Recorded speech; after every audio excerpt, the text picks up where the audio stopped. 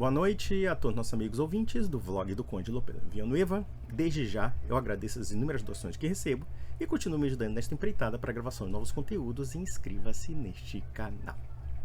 Eu recentemente me deparei com este vlog chamado Rushdoony Brasil, que se pretende, evidentemente, ser uma apologética protestante de matriz calvinista. Mas, analisando o conteúdo dos vídeos, sempre nós encontramos aquelas imprecisões históricas, aquelas falsificações, aqueles espantalhos contra a Igreja Católica, como também algumas heresias sendo ressuscitadas. E dentre inúmeros vídeos publicados por este sujeito chamado Gabriel Enes, um me chamou a atenção em particular. O título é 3 motivos para não assistir The Chosen. Eu confesso que eu não assisti o seriado e, portanto, eu não tenho uma opinião formada sobre o assunto. Vi algumas críticas interessantes, outras críticas negativas. E eu confesso que este vídeo que eu vou comentar é uma das críticas cinematográficas mais imbecis que eu já vi na internet a respeito do filme. E eu vou fazer os seguintes comentários do porquê a análise deste sujeito é de um sectarismo, de uma estupidez que beira o absurdo. Vamos lá. The Chosen é um sucesso absoluto. Ninguém pode negar. O maior crowdfunding da história ultrapassou a marca de 200 milhões de espectadores, se tornando um dos programas mais assistidos do mundo. A série se mantém como uma das mais populares. Já são mais de 770 milhões de visualizações de episódio e mais de 12 milhões de seguidores nas redes sociais. The Chosen não é apenas uma série sobre religião, é uma experiência de fé, esperança e amor que ressoa ao coração de milhões de pessoas, de diversas religiões, credos e perspectivas. Só tem um grande problema. The Chosen não é uma série bíblica e causa mais mal do que bem. Eu sou o Gabriel Enes e neste vídeo lhe darei 3 bons motivos para não assistir The Chosen. Eu digo, nós temos motivos para tecer pesadas críticas a uma análise tão idiota como essa. Eu vou até antecipar porque ele já começa com uma velhíssima heresia que surgiu a partir do século VIII, chamado iconoclastia. Em outras palavras, ele vai dizer que o problema de The Chosen é ter um filme com uma imagem de Jesus Cristo. Vejam o quanto é cômico e até risível essa crítica. Vamos lá.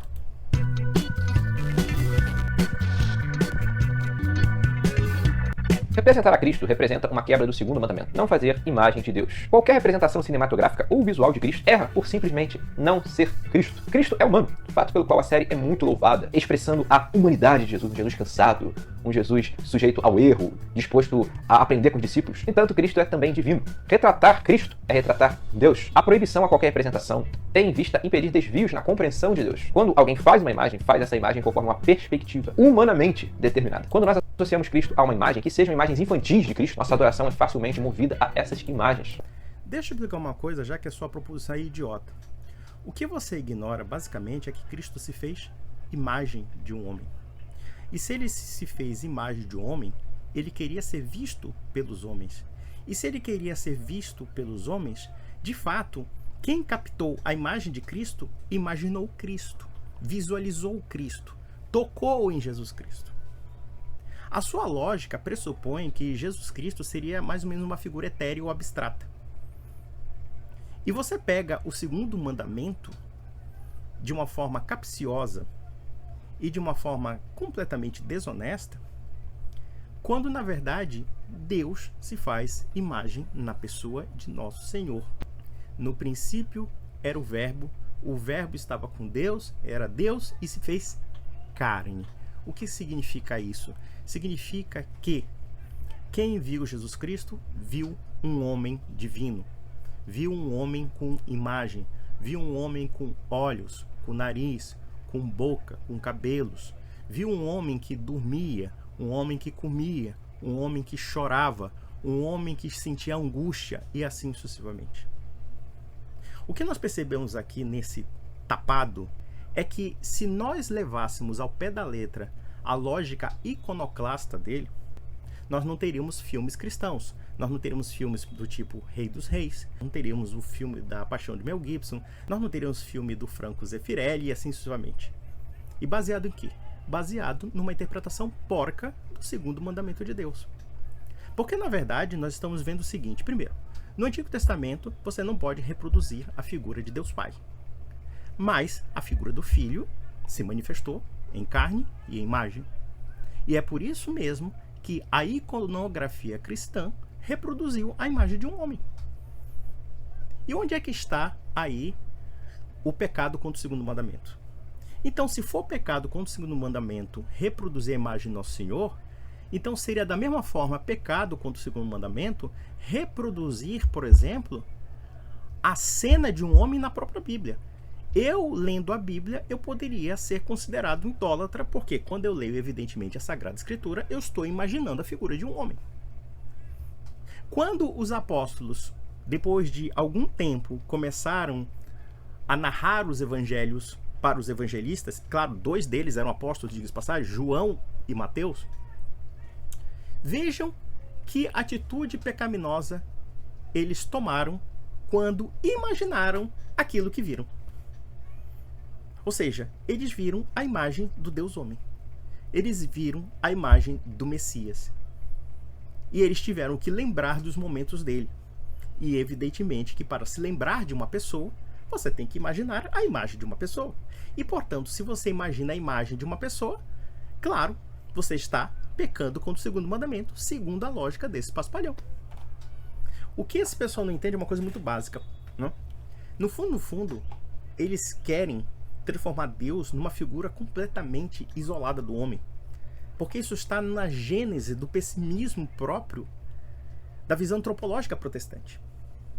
E é por conta disso que um sujeito desse restaura uma heresia que já foi esquecida. Inclusive, eu estava conversando com alguns amigos meus católicos no WhatsApp e teve um camarada que chegou à seguinte conclusão: a iconoclastia é Jesus Cristo vestido com uma burca. E é verdade, porque a visão deste sujeito não é uma visão cristã, é uma visão muçulmana. Ou seja, eu não posso reproduzir imagens porque eu sou propenso à idolatria à imagem. Só que existe uma questão aí. A imagem é simbolismo. Quando as pessoas reproduzem a imagem de Cristo, ou quando há uma encenação da imagem de Cristo, evidentemente que ninguém vai confundir a imagem daquela pessoa com a imagem do personagem que está sendo representado. E vamos mais além. Esse pessoal parte da pressuposição como se Jesus Cristo fosse um personagem abstrato de um livro e não um homem que existiu historicamente. E observe mais ainda que a visão que ele tem do segundo mandamento é uma visão puramente positivista e tipicamente judaica no sentido farisaico da palavra. Da mesma forma que ele acha que reproduzir a imagem de um homem que existiu, chamado Cristo, é algo que peca contra o segundo mandamento, ou seja, ele está dizendo que você é um idólatra, é o mesmo argumento que os judeus se utilizaram para condenar o próprio Cristo quando ele se declarou Deus. Quando Jesus Cristo chega aos judeus e diz: antes de Abraão existir, eu sou, a primeira coisa que os judeus queriam fazer era apedrejá-lo. Por quê? Como é que Deus se faz imagem? Que coisa absurda! Como é que Deus se faz homem? Como é que Deus se faz carne? Essa é a lógica dele. É uma lógica judaica. É uma lógica judaica farisaica. Porque ele não consegue aprender o contexto do capítulo 20 de Êxodo. E, por outro lado, ele não consegue entender o que é um verbo encarnado. Jesus Cristo já dizia: quem vê a mim, vê o Pai. E quando ele fala isso, ele não está se recusando a ser visto por ninguém. Então é evidente que quando nós lemos a Bíblia, nós imaginamos a imagem de uma pessoa. E quando há uma reprodução cinematográfica, teatral, ou simplesmente histórica de Jesus Cristo, claro, nós estamos reproduzindo o que de fato foi visto, foi aprendido, foi captado na ótica dos evangelhos. Porque se os apóstolos não vissem Cristo, se os apóstolos não presenciassem os acontecimentos que se reuniram em torno de Cristo, nós não teríamos texto escrito. É muito lógico isso. O que os apóstolos escreveram e narraram foi basicamente aquilo que viram. E a não ser que esse idiota diga que seja idolatria ver a imagem de Deus feito homem, então logo, pela conclusão lógica, nós devemos jogar a Bíblia na lata do lixo, porque ela foi produto também da quebra do segundo mandamento, que é ver a própria imagem do Deus homem. Vamos lá, besteirão. Como é difícil você se desassociar de imagens pré-concebidas de Cristo. Contra as minhas palavras, alguns podem vociferar a possibilidade dessas representações para fins didáticos, especialmente para crianças. Por que eu não posso representar Cristo para uma criança? Eu ressalvo que, contra o senso comum, essas imagens não ajudam a criança a desenvolver uma compreensão de Cristo, mas dificultam que a criança crie uma concepção adequada de Cristo. Por isso, meu amigo, você está falando merda sobre merda. E eu posso dizer isso porque eu já presenciei como se educa uma criança na evangelização, seja ela católica ou protestante. Aqui eu tenho inúmeras bíblias infantis. E para criança, se eu lesse o texto bíblico de uma forma completamente abstrata, ela não ia entender. Mas ela entende as imagens, os personagens, as representações. E observem que as crianças sabem o discernimento daquilo que é representado e daquilo que é simbolizado. O que você está falando é pura merda, não tem outra palavra. E eu posso dizer isso mesmo no ambiente evangélico, porque eu já convivi com crianças evangélicas para afirmar claramente que quando uma criança começa a fazer, sei lá, um desenho de Jesus Cristo, existem essas transmissões lúdicas das imagens, por exemplo, alguém pintar a cruz de Cristo, pintar Jesus Cristo e assim sucessivamente, fazer uma brincadeirazinha, né? Mas aquilo fica impregnado na cabeça daquela criança. E você pode ter certeza que quando essa criança vai amadurecendo essas histórias, as imagens infantis também desaparecem. Ela vai lenta e gradualmente compreendendo, através da representação da imagem, a narrativa histórica. Então o que você está falando é de uma bobagem tão extrema, como também se nós aplicássemos a sua visão muçulmana de Jesus Cristo, nós embotaríamos o conhecimento da Sagrada Escritura. Eu posso falar de uma experiência particular, porque quando nós entramos numa igreja católica, nós percebemos que há reprodução das imagens dos evangelhos. E dentro da reprodução das imagens dos evangelhos, nós temos ali uma tentativa de educar e de transmitir uma mensagem através de imagens e não através do que é escrito. E uma criança de 5 anos que esteja familiarizada com uma Bíblia infantil com imagens, ela reconhece claramente as cenas que ela pode ver na igreja. Ela faz uma analogia sobre essas cenas. E ela memoriza essas cenas. E futuramente, quando ela ouve as passagens dos evangelhos, ela consegue reconhecer de plano toda a trama daquela história. Porque aquela trama, ô babaca, não é somente um texto. Aquela trama é um acontecimento que envolve pessoas, que envolve personagens. E eu digo, sim, a imagem durante boa parte da história do cristianismo, coisa que você ignora porque você é um palpiteiro, boa parte da educação se deveu às imagens. Veja o que é interessante, que mesmo os evangélicos que são refratários à reprodução de imagens, seja para o culto, seja para a iconia propriamente dita, no entanto, nem por isso eles deixam de dar a seus filhos certos livros que representam encenações dos evangelhos, encenações do Antigo Testamento, assim sucessivamente.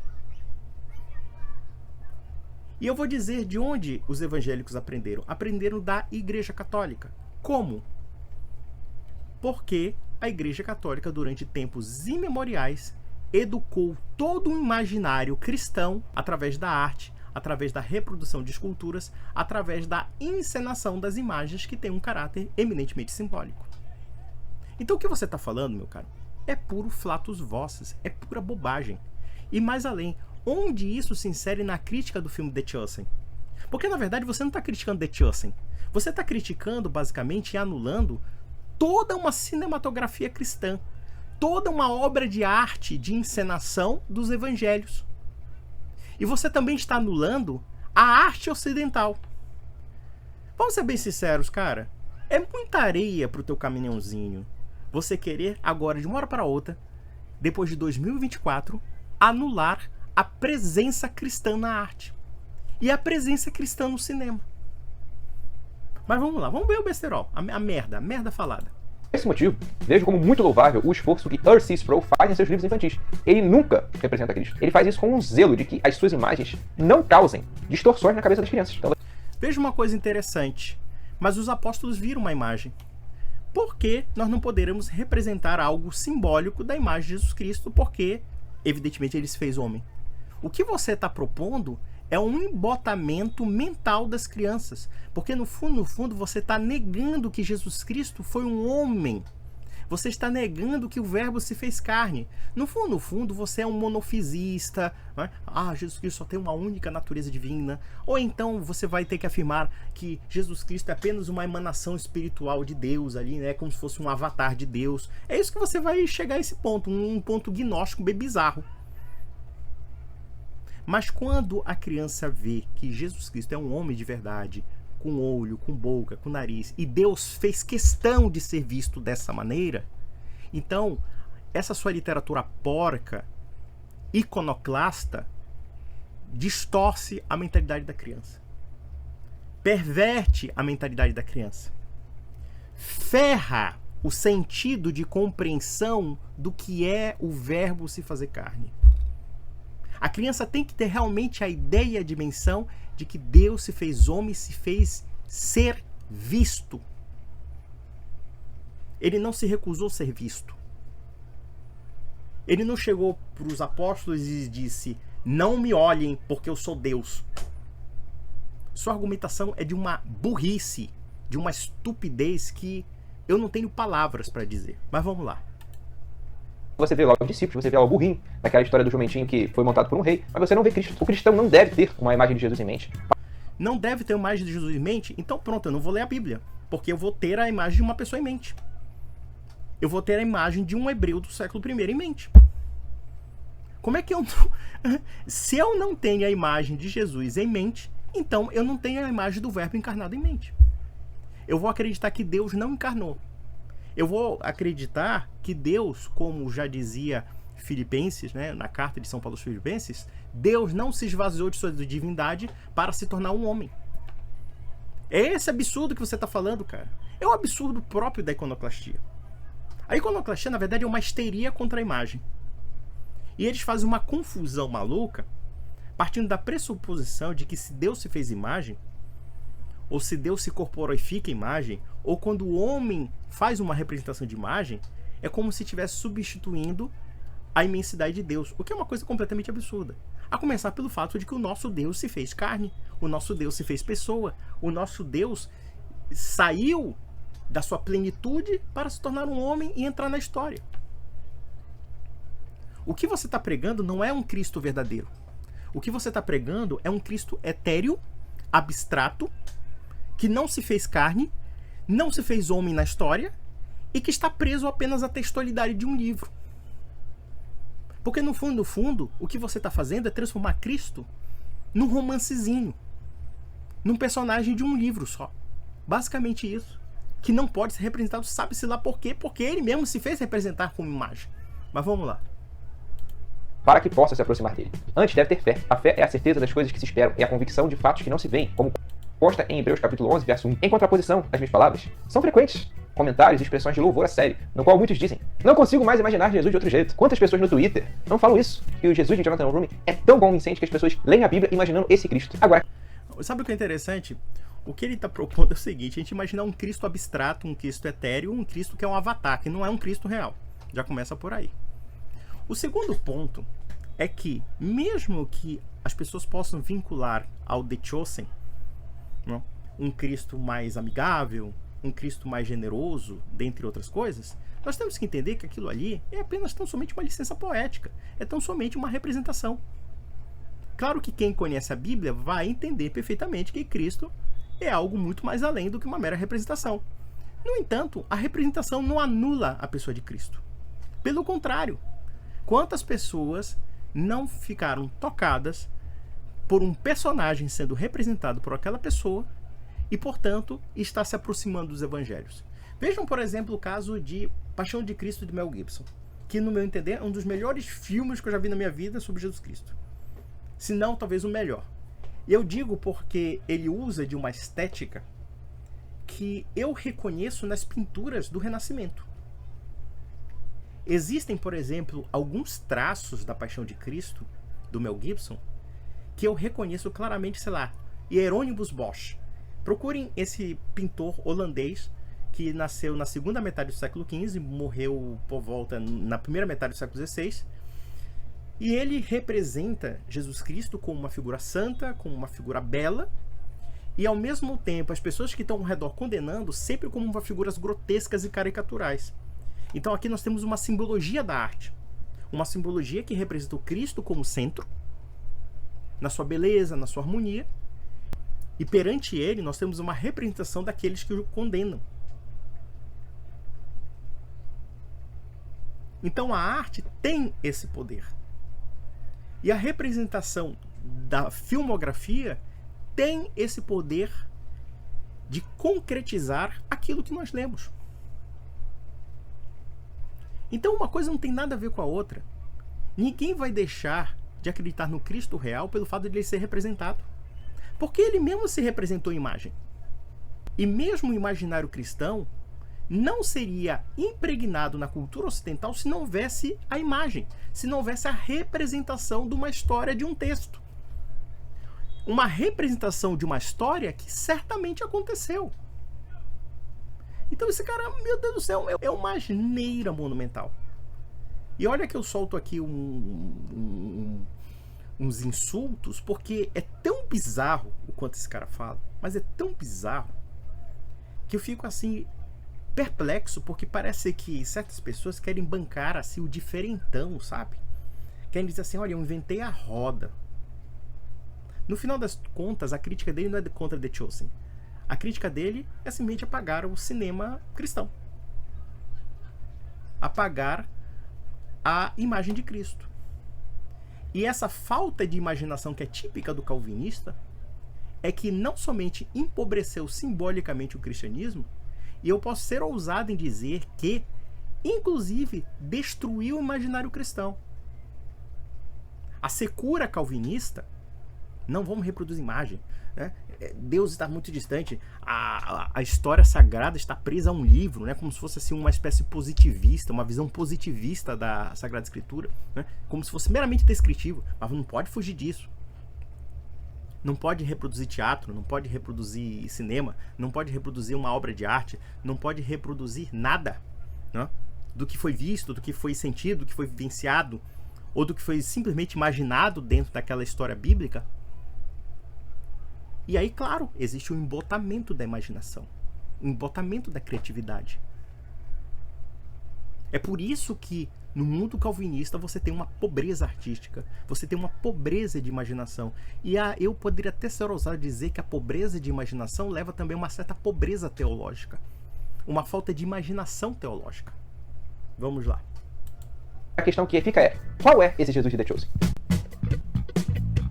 Jonathan Roumie, intérprete de Jesus, é um católico místico que, em 2023, interpretou Lonnie Frisbee, um evangelista carismático hippie, no filme A Revolução de Jesus. O filme é baseado em fatos reais, um movimento cristão hippie que se distanciou das drogas, se distanciou da libertinagem, em prol de uma espiritualidade Jesus-free, ou louca por Jesus. No filme, Frisbee se apresenta como um evangelista carismático que se converteu das drogas e de coisas muito piores, que ele não especifica, se tornando assim um ardoroso pregador da palavra. Na vida real, em contrapartida, Frisbee se divorciou da própria esposa, sob alegada infidelidade, e há quem sustente que ele voltou ao homossexualismo antes de morrer, apostatando. A pessoa de Lonnie Frisbee é importante para entender que tipo de cristianismo Jonathan Roumie vive, que tipo de cristianismo o ator que faz Jesus de The Chosen vive.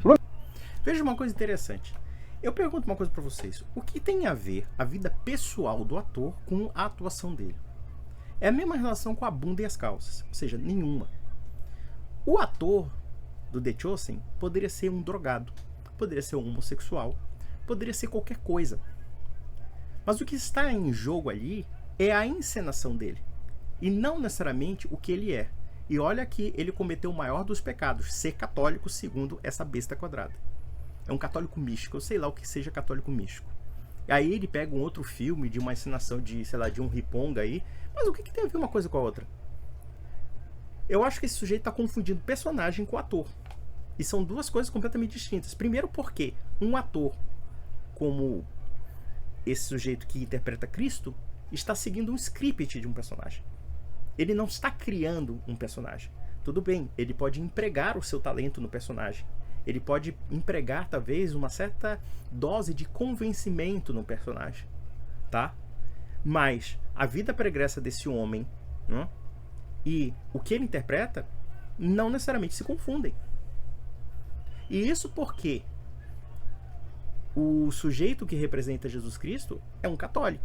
Aí, claro, como esse cara tem uma birrinha nojentinha, daquele tipo calvinista nojentinho com católico, aí ele diz assim, ele é um católico místico, então você não tem que ver porque ele é católico. Ah, cara, sinceramente, eu só não te mando tomar naquele lugar por respeito aos católicos que me ouvem, porque já pediu para eu não falar palavrão. Mas a sua crítica é muito imbecil. É imbecil, não tem outra palavra. Primeiro, você está criticando o fato do filme ser filme. O fato do filme ter imagem. E como seria? Seria diferente? Seria diferente? Um filme sem imagem? Existe um filme sem imagem do personagem? Isso não existe, né? Já começa por aí. Segundo, você está julgando as credenciais pessoais do ator. E onde isso se insere no roteiro, no paradigma do filme? Porcaria nenhuma. Simplesmente preconceito. E preconceito dos mais idiotas, dos mais burros. Sinceramente, é um vídeo burro, um vídeo estúpido. Mas vamos lá. Me diz, em uma entrevista para o filme A Revolução de Jesus, que foi até o túmulo do próprio Ronnie Frisbee e rezou o rosário com ele. Pediu então um sinal para que o interpretasse no filme. Ele pergunta, Ronnie Frisbee, onde quer que você esteja, me dá um sinal de que eu devo interpretar você. E olha que coisa incrível, o sinal veio. Rumi diz que as portas da igreja se abriram e um acorde soou por 5 segundos. Assim entendeu que tinha sinal verde para interpretá-lo no filme. É esse Jesus, um cristão místico que ora para os mortos, que vê um homem controverso, talvez um apóstata, como o Ronnie Frisbee como referência. Pessoas dizendo que essa é uma expressão fidedigna de Jesus, interpretada por um falso cristão. Quando a gente... falso cristão segundo a linha de pensamento sectária dele, iconoclasta, né? Claro, evidentemente, são 2000 anos de falsificação histórica. Só esse bonitão, gostosão é que realmente sabe o que representa o verdadeiro cristianismo. E aí, claro, ele falou de orar pelos mortos. Senhor Gabriel, se eu te mostrar como o judeu reza para o morto, reza pela alma do morto, vocês vão achar o catolicismo até tímido. Porque muitos desses panacas, ao mesmo tempo que eles não conhecem a história do cristianismo, eles não sabem nem mesmo o que é a cultura judaica. Porque se nós analisarmos o catolicismo e o judaísmo, tem pontos de assimilação muito fortes. Eu costumo dizer que o catolicismo é um tipo de judaísmo. E eu digo o judaísmo verdadeiro, porque é o judaísmo que se consagrou na universalidade que o Antigo Testamento de fato prometia. E essa universalidade necessariamente tem que ser cristã e tem que ser católica. Ela não pode ser protestante. E ela não pode ser protestante por uma razão muito simples. Porque o protestantismo ele é sectário. Ele é individualista. Ele é subjetivista. Ele é exclusivista. Ele quebra o sentido da universalidade cristã. E o protestantismo, claro, não são todos os protestantismos, mas certos tipos de protestantismos, entre os quais esse protestantismo de matriz calvinista, é um protestantismo sem qualquer tipo de imaginação. É um protestantismo farisaico. Ele está preocupado, sabe o que é? Se o ator que fez The Chosen, sei lá, é um adúltero. É coisa de ruminância mesmo, de fofoqueira de escola dominical mesmo, sabe? Não é nem de paróquia, é de escola dominical, sabe? Querendo ruminar detalhes da vida do cara para fazer um juízo sobre o aspecto artístico dele. Olha, se eu quisesse julgar, por exemplo, Mel Gibson, o Mel Gibson, embora ele seja um católico até tradicional, ou pelo menos ele se arroga nesse sentido, mas ele é um cara que é separado, é um cara que gosta de gosta de um uísque, como um bom descendente escocês, e não é a figura perfeita ou um modelo perfeito de católico, ainda que inclusive tenha uma tendência quase sede vacante. Não sei se é verdade isso, mas é uma tendência tradicionalista até um pouco sectária. No entanto, ninguém vai negar que Paixão de Cristo é uma obra-prima. É uma obra-prima de representação dos evangelhos. E que não quebra coisa nenhuma de segundo mandamento, justamente porque aquela história existiu. Porque aquela história realmente Deus quis que acontecesse. Porque realmente Jesus Cristo, como Filho de Deus e o próprio Deus, porque ele tem a mesma natureza do Deus Pai, ele se fez carne. E quem viu um filme, praticamente. Agora, se você tem revoltazinha porque você é anticatólico, porque você quer bancar o gostosão iconoclasta ressuscitando uma heresia, imagina quantas heresias esse cara não fala num vídeo.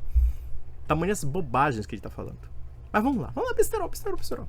A gente olha o Jesus da série The Chosen, ele é um Jesus que também não corrobora com o que a Escritura diz de Cristo. O Jesus de Jonathan Rumi é um Jesus fraco, que ensina sem autoridade, quando em Mateus nós vemos que o ensino de Cristo ele era autoritativo. O Cristo...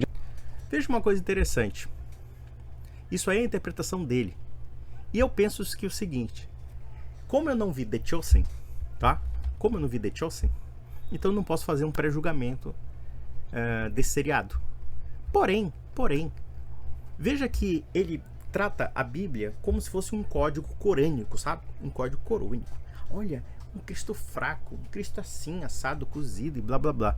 Eu penso que é o seguinte, Cristo era um homem piedoso, era um homem generoso, era um homem compassivo. E se de repente esse Cristo do The Chosen representa isso, eu acho que é uma representação muito boa de Cristo. Não é um Cristo calvinista, tipo um babaca desse, que gosta de ficar apontando picuinhas dos outros quando não olha nem no rabo sujo dele. Claro, né? Destruir a confissão. Uma igreja que não tem confissão não tem autocrítica. E o calvinismo é aquela soberba daquele sujeito que se acha salvo, ditando regra para todo mundo, como se fosse o fariseu mesmo. Só que é um fariseu piorado, porque ele não é nem mesmo judeu, não segue mesmo. Quer dizer, eles imitam um judaísmo meio fake. E aí nós vemos esse montante de bosta que parece teologia, mas é só realmente uma comicidade extrema. Vamos lá. De The Chosen precisa da ajuda de Mateus para preparar o Sermão do Monte. Um autista, ou seja, Cristo é incapaz de fazer um sermão sozinho. Prefere envolver os discípulos, mostrando a sua humanidade, a sua vulnerabilidade. É um Jesus que recusa a adoração de Nicodemos, suprimindo assim a sua natureza divina. É um Jesus que participa de um culto samaritano, quando no diálogo com a samaritana o próprio Cristo diz que a salvação vem dos judeus, mostrando que aquela religião dos samaritanos era falsa. O Jesus de The Chosen reconhece Maria como a pessoa mais poderosa que ele conhece. Vamos analisar uma coisa. Primeiramente, os samaritanos também eram judeus. Será que esse ignorante não sabe disso, não? Os samaritanos eram judeus, só que eram judeus misturados. E mais além, Cristo, ao contrário do que ele está falando, tinha grande simpatia pelos samaritanos. Tanta simpatia tinha, como também ele nos dá uma parábola. A parábola do quê? Do bom samaritano. E por quê? Vamos analisar por quê. Quando nós analisamos que Jesus Cristo responde aquela pergunta capciosa de um fariseu, né? Quais são os maiores mandamentos de Deus? Amar a Deus sobre todas as coisas e o próximo a ti mesmo. E aí ele faz a seguinte pergunta: quem é o próximo? E aí ele cita quem? Um samaritano. E por que um samaritano? Porque o samaritano era uma espécie de um judeu mestiço. Um judeu misturado com povos pagãos. E para o judeu raiz, propriamente dito, aquilo ali era como se fosse quase um semi-pagão. Então é por isso que Jesus Cristo cita basicamente o samaritano. Aqui nós vemos um discurso sectário, completamente idiota, tá? De um Jesus Cristo que é um calvinista. Um Jesus Cristo que é um ditadorzinho de Genebra. O próprio Calvino, que era um tirano, que era um sujeito sem qualquer tipo de caridade. E eu percebo muito nesses calvinistas que eles realmente carecem das 3 virtudes teologais. Eu não acho que eles tenham fé, e aí ele usa a fé como um elemento puramente abstrato. Ah, não, a fé é a confiança das coisas que nós não vemos, mas nós esperamos. Aí, baseado nisso, ele acha que a gente tem que negar que Jesus Cristo existiu como carne e osso. É uma coisa meio... Eu não entendo esse tipo de coisa. Quer dizer, existe um certo caráter de impiedade no calvinismo, né? Existe um caráter também de uma pseudo-esperança que é soberba. E quando eles falam de fé, é uma fé irracionalista, fideísta. Porque a verdadeira fé, ela é intelectiva. Ela é amparada pelo bom senso. Ela é amparada pela sensatez, pelo equilíbrio. Como também a caridade é algo que nos é dado por Deus no sentido de uma relação de amor com Ele. E a partir disso nós vemos o próximo. E quem é o próximo? O próximo não é somente o nosso amigo. O próximo não é somente o nosso irmão de fé. O próximo é o samaritano. O samaritano que era mal visto, que era odiado pelos judeus. E era odiado pelos judeus não porque eles não fossem menos judeus, é porque eles eram judeus que já tinham se mesclado com vários povos e, portanto, etnicamente ele não era um judeu puro. Esse cara não sabe nem o que é um samaritano, para variar, né? Vamos lá. Dando assim uma enorme valorização da figura de Maria, o que transpõe o que a Bíblia diz a seu respeito. Maria é uma mulher louvável, mas não de maneira que o próprio Cristo diga algo desse tipo, o que se aproxima muito de uma concepção católica sobre Maria. Porque Ah, claro, quando aproxima de concepção católica, esse cara só falta, sei lá, subir o sangue de tamanho ódio patológico. E isso porque ele acha que Maria, né, ele tem aquela visão tipicamente estereotipada de protestante, de pressupor que os católicos colocam Maria acima de Cristo. Deixa eu te falar uma coisa, Gabriel. Se você acredita nisso, nós temos que falar uma coisa bem sincera para você, e você não fique triste. Você é um idiota mesmo. Você é muito burro. Você não tem ideia de o que é teologia católica. Porque a Mariologia, e eu vou falar aqui uma coisa bem ousada para desafiar qualquer protestante idiota. A Mariologia é, acima de tudo, cristocêntrica. Porque é a partir de Maria e em comunhão com ela é que podemos explicar o próprio Cristo. É por isso que nós temos explicações sobre a questão da virgindade perpétua de Maria, sobre como ela se insere no plano da salvação de Deus, como ela se insere nas profecias do Antigo Testamento. Existem inúmeras referências a Maria no Antigo Testamento, a começar pelo capítulo de Gênesis. E assim sua mente vai progredindo a revelação até redundar naquela mulher que pisa na cabeça da serpente. Então Maria, ela está dentro do plano da trama da salvação. E o capítulo 1 de Lucas é uma ode à Mariologia. Bem-aventurada entre as gerações. Claro que não é necessariamente esse parvo, né? São os católicos e são os ortodoxos. Maria é mãe do meu Senhor. E aí esses caras ficam brigando até hoje se Maria é mãe de Deus, se Maria é mãe de Cristo. Tem até esse paspalho desse Augusto Nicodemo, pastor Augusto Nicodemo, outro calvinista para fazer porcaria, dizendo que Maria não é mãe de Deus, mas mãe de Cristo. Ou seja, é um nestoriano. Numa tacada só, nós percebemos ressurreição de várias heresias. Iconoclastia, nestorianismo. Qualquer dia desses vão chegar no arianismo, vão negar a divindade de Cristo e assim sucessivamente. É assim o protestantismo, autodestrutivo. Destrói a imaginação cristã. Depois destrói a teologia cristã. Depois destrói a própria compreensão do cristianismo. Fica realmente num vazio. Mas vamos lá. Por que eu tô trazendo esse fato? Porque vejo muitos reformados amando The Chosen, vendo The Chosen como uma série que deve ser assistida, que é só uma distorçãozinha ou outra. E não é uma distorçãozinha ou outra. Isso que eu falei são coisas seríssimas. E a coisa não termina por aí. The Chosen vai muito além de deturpar Cristo. Ela deturpa as escrituras em muitos outros aspectos, como veremos no próximo bloco. Vamos bem, besterol.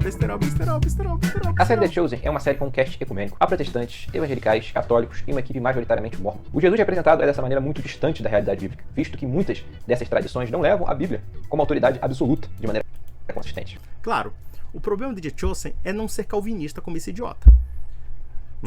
Não seguir as baboseiras desse indivíduo aí, porque ele se coloca evidentemente como centro da ortodoxia e deve ser da ortodoxia protestante, né? Diga-se de passagem.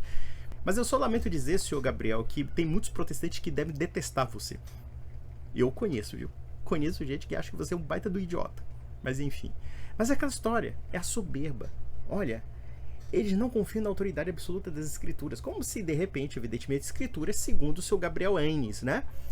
É essa a lógica, no fundo. Mas vamos lá, vamos ver o besterol. Besterol. Eu assisti toda a primeira temporada da série e atesto todos os diálogos apresentados na Bíblia são distorcidos. Distorcidos de maneira a trazer uma determinada perspectiva que é aderente ao cast da série, multifacetado e ecumênico. Mateus é tratado como autista e Maria é a fonte do Evangelho de João. Vemos aí distorções claras, até do que a própria tradição cristã ensina. O resultado... Não, eu acho até perfeitamente lógico, se nós analisarmos bem, com Maria sendo fonte do Evangelho de João. Porque Maria, de fato, viveu com João. Essa perspectiva, claro, eu não posso afirmá-la, evidentemente, mas ela tem um certo sentido. Mesmo que nós possamos aplicar uma licença poética com relação a isso, no entanto, quem foi o apóstolo que adotou Maria como mãe? Foi João. Basicamente isso. Mas veja uma coisa interessante. Esse iconoclasta, ele não tem a imagem de Nosso Senhor Salvador Jesus Cristo, mas ele tem a imagem do Darth Vader aqui, ó. É o seguinte, imagem de Cristo não pode, tem que ser a imagem do vilão do Star Wars, né? Imagina, vamos pegar o seguinte, pega aqui a imagem do vilão do Star Wars e essa cabeça aqui de Alexandre de Moraes aqui, sabe?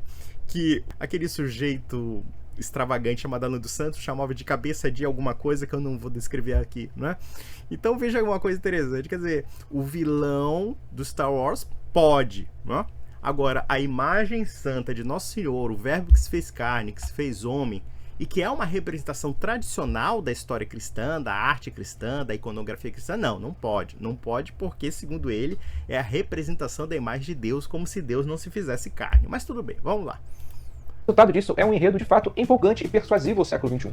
Ah, peraí. Ainda tem um ET, olha. O ET aqui é o irmão gêmeo desse tal de Gabriel aqui, ó. Tem o ET, tem... tem aqui até um duende aqui, ó. Ih, cara, eu acho que eu vou começar a acreditar que esse cara é pagão mesmo, hein? Vamos lá. Ateus, agnósticos e pessoas de outras religiões amam The Chosen. The Chosen é um sucesso não apenas entre cristãos. Se o Jesus bíblico vivesse no século XXI, ele seria odiado, exatamente como foi no primeiro século. Mas muitos cristãos se convenceram de que o Jesus da Bíblia é o Jesus gente boa de The Chosen. Eu acredito que Jesus Cristo era um homem muito gente boa, caridoso, piedoso, mas ao mesmo tempo enérgico quando era necessário ser enérgico.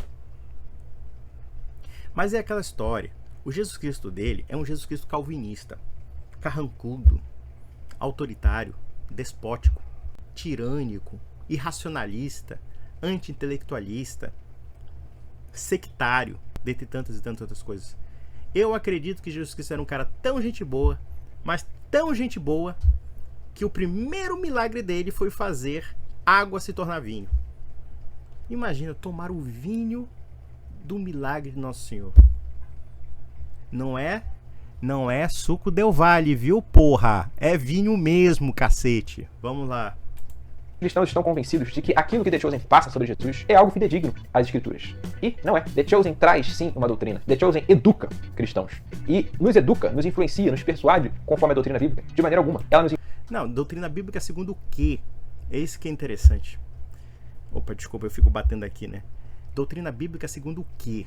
Segundo o senhor Gabriel Enes, que faz uma interpretação porca de capítulo 20 de Êxodo, que faz uma restauração de uma heresia bizarra chamada iconoclastia, sem prejuízo de demais heresias que vocês ressuscitam? Vamos lá.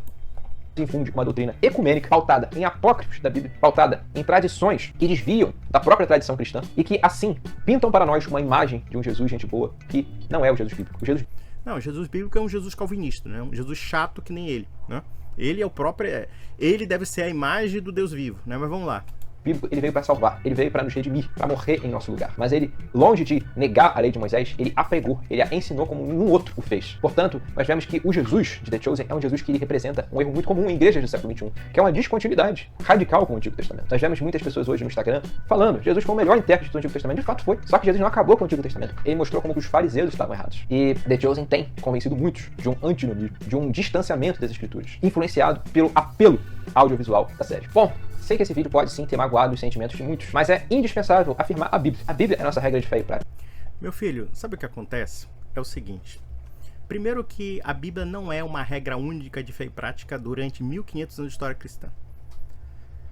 É uma mania agora de certos apologetas vigaristas quererem adulterar a patrística, adulterar o pensamento dos primeiros cristãos, dos primeiros séculos, para dar um entendimento que é totalmente adverso daquilo que os primeiros cristãos acreditavam e entendiam. Eu vou dar assim um retrato para vocês de como de fato os cristãos entendiam a história sagrada. Eles não entendiam a história sagrada como algo preso a um livro. Eles entendiam a história sagrada como algo da história. Estou fazendo até uma redundância, né? Uma história sagrada da história. E da história com H maiúsculo. Quando nós analisamos, por exemplo, as comunidades cristãs que pensavam na morte e ressurreição de Nosso Senhor, eles não tinham uma Bíblia para conferir isso. Eles tinham, na verdade, a palavra dos apóstolos.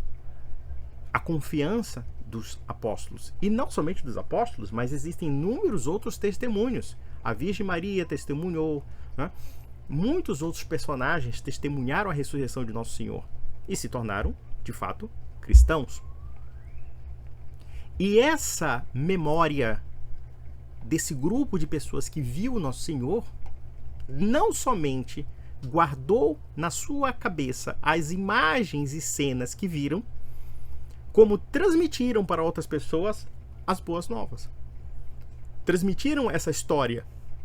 E essa história é tão história, por exemplo, quando nós rememoramos alguns eventos da nossa história do nosso país, ou a história de nossa família.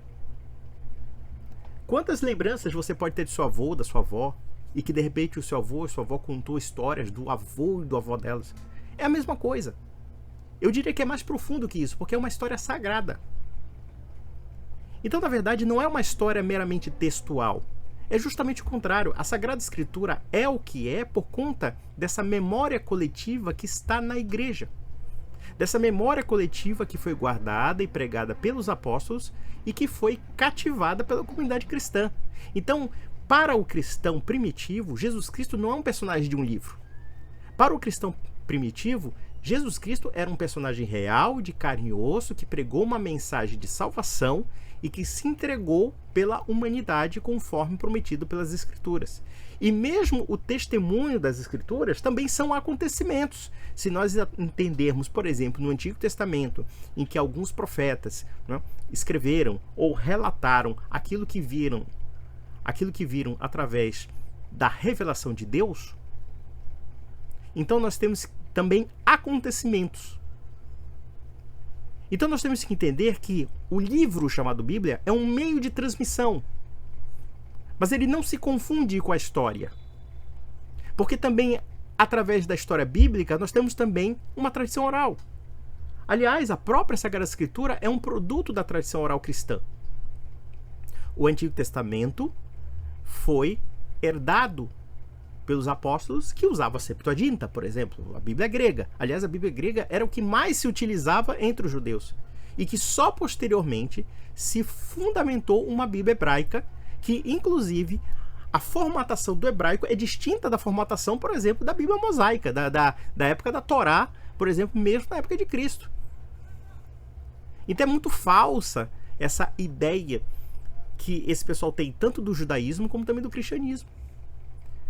É por isso que nós católicos afirmamos que a nossa religião não é a religião do livro. A nossa religião é a religião da palavra. A palavra de Deus é o próprio Cristo. E quando nós falamos palavra, traduzimos do grego logos, a sabedoria de Deus que se revela na Escritura, mas acima de tudo, essa revelação da Escritura teve pessoas, sujeitos que viram essa revelação e transcreveram essa revelação. E ao mesmo tempo, essas mesmas pessoas transmitiram certos conhecimentos que não estão necessariamente na Escritura. A Escritura é uma complementação junto com a tradição. Tradição e Escritura são elementos complementares de uma memória única chamada Igreja. De uma memória única de uma instituição chamada Igreja. É assim que os primeiros cristãos viam Jesus Cristo, viam os apóstolos. Os apóstolos, para os primeiros cristãos, não eram necessariamente personagens de um livro. Eles só se tornaram posteriormente personagens de um livro. Mas eram pessoas reais de carne e osso, pessoas que falavam, pessoas que comiam, etc. Como Jesus Cristo também era uma pessoa que falava, uma pessoa que comia, dormia, bebia, fazia necessidade fisiológica, e enfim, era um humano também. Uma pessoa que tinha duas naturezas, a natureza humana e divina, ao mesmo tempo. Então é por isso que esse sujeito não entende, ele acha realmente, ele acredita realmente, porque aqui nós temos aqui a falta de fé. Ele acredita realmente que Cristo é um personagem de um livro. Ele não acredita no Cristo personagem histórico. Ou melhor, esse personagem histórico, por ser um personagem apenas de um livro, ele pode ser interpretado de várias maneiras, de uma forma mais abstrata possível. E é por isso que nós temos algo como iconografia cristã. E por quê? Porque a igreja começou a reproduzir imagens de Cristo, da Virgem Maria, etc. Porque a igreja entendia essas pessoas como pessoas. E não como uma figura abstrata de um livro, em que um monge maluco do século XVI começou a tirar da história e começou a criar uma coisa bizarra chamada livre exame bíblico e sola escritura, como se a escritura fosse a única fonte da fé cristã. E não é.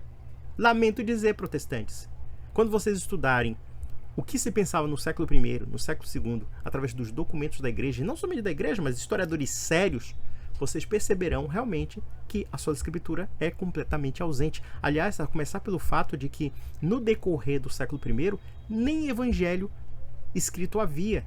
Eles foram escritos muito posteriormente, depois dos acontecimentos da morte e ressurreição do Nosso Senhor. Então, como é que se preservou isso? Através da oralidade, através da imaginação da comunidade cristã. Então pergunte para um cristão do século I, o que é Cristo para você? É um personagem de um livro? Não, não existia nem livro. Só posteriormente, só a partir dos anos 60, 70 depois de Cristo é que surgiram os evangelhos. Isso mais ou menos 40 anos depois dos acontecimentos dos evangelhos. Mas como é que tudo isso foi guardado? Através de repasse e de resguardo da tradição oral. E essa tradição oral não se perdeu com o surgimento das escrituras. Pelo contrário, acompanhou as escrituras de tal forma que, de geração em geração, o cânon bíblico sempre foi confirmado pelos bispos. Esse sujeito aí gravou um vídeo completamente tapafúrdio sobre o cânon bíblico, que ele não entende porra nenhuma de como surgiu a coisa. Fala só bobagem, bobagem, bobagem, só bobagem. Vamos ver o besterol. Vamos ver se a gente toma um engolve aqui de vez pra gente acabar esse vídeo. Não, The Chosen. E salientados os 3 pontos que trouxe, não esgotei o assunto. Se você tem alguma dúvida, peço para você deixar nos comentários. O que eu posso garantir é, essa série causa muito mais mal do que bem. Alguns podem contra-argumentar, mas eu fui levado a ler a Bíblia por conta de The Chosen. Eu tô lendo a Bíblia, tô entusiasmado com o cristianismo por conta de The Chosen. Glória a Deus por isso. No entanto, isso que Deus gerou no seu coração não aconteceu por causa de The Chosen, mas aconteceu apesar de The Chosen. Se você olhar para o que a Bíblia diz e comparar com o que The Chosen diz, verá que são coisas diametralmente opostas. Esse cara não entende uma coisa chamada representação, tá?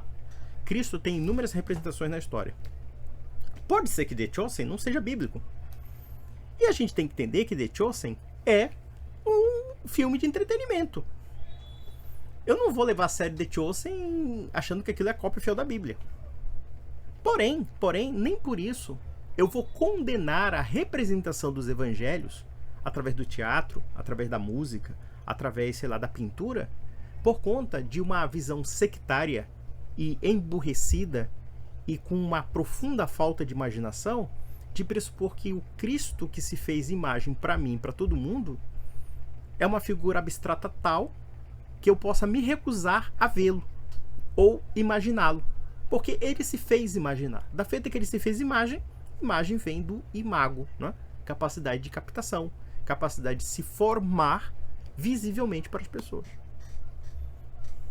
Isso é a coisa mais básica contra a iconoclastia, porque a iconoclastia levada às últimas consequências, da forma como ele leva, vai chegar a um ponto que você não lerá nem a Bíblia.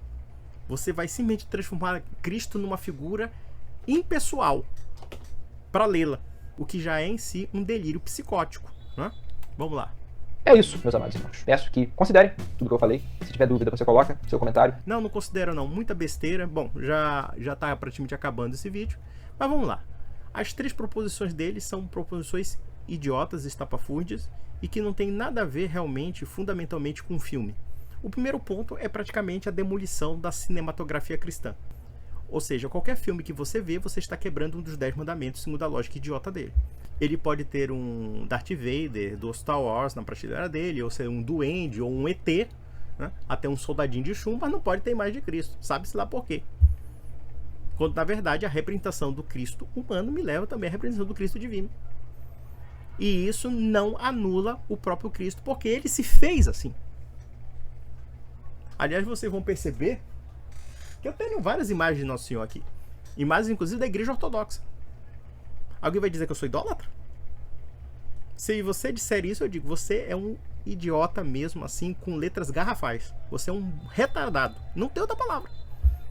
Então faça o seguinte, substitua as imagens santas e sacras dos evangelhos e coloque realmente o Darth Vader, o ET. E veja, ele parece realmente um marciano aqui, né? Um cara completamente esquisito. Então, a primeira proposição dele é praticamente negar qualquer tipo de representação visível dos evangelhos, o que é, por assim dizer, um embotamento mental absurdo. O segundo ponto é julgar as credenciais espirituais do ator. Ou seja, ele é católico. Sendo católico é pior do que ser ateu, do que ser homossexual, do que ser qualquer outra coisa, segundo a lógica dele. E aí a gente percebe o radicalismo sectário, o fanatismo, que leva à mentira, que leva à desinformação, que leva à falsificação deliberada da história do cristianismo, tudo para negar importância à Igreja de Roma. Agora, esses protestantes ainda já têm a mania de falar de igrejas orientais como se as igrejas orientais contrapusessem a Igreja Católica. Até esse nível eles já estão chegando. E eles ignoram que algumas igrejas orientais são católicas, né? E católicas no sentido de que, embora elas sejam eparquias semidependentes, digamos assim, elas têm patriarcados, enfim, mas elas reconhecem a autoridade da primazia de Roma Ao contrário, evidentemente, dos cismáticos ortodoxos. Mas aí eles precisam apelar a isso. Por quê? Porque eles apelam à divisão, eles apelam à desconstrução. Mas a culpa do ator é ser católico. Ele poderia até ser drogado, mas se ele fizesse, sei lá, um The Chosen sem imagem, digamos assim, não, mas ele tá dentro do molde calvinista radical sectário, né? E o terceiro ponto que ele coloca é de que o filme seria antibíblico. Resta saber, bíblico em relação a quais das trocentas seitas protestantes? Bíblico em relação a quem? Em relação a ele próprio, evidentemente, porque vocês percebem que ele é a casa do Deus vivo, a coluna e fundamento da verdade, e ele tem as chaves do céu, obviamente. Não foi Pedro que recebeu a chave, foi o senhor Gabriel Ares, Elis, sei lá o que, foda-se, mas enfim. Então, meus amigos, é isso, e sinceramente, putz grila, nunca vi uma crítica tão idiota na minha vida. Um grande abraço.